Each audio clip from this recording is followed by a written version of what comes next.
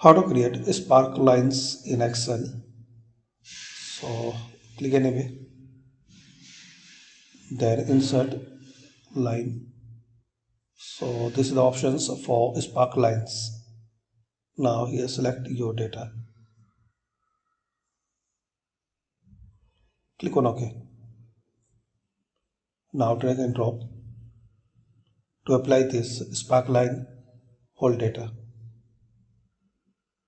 Now you can increase, and once you select it, you can change the format and style.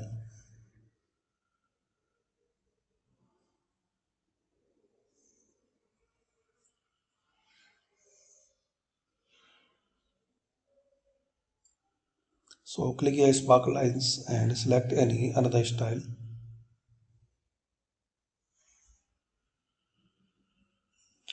Thanks for watching.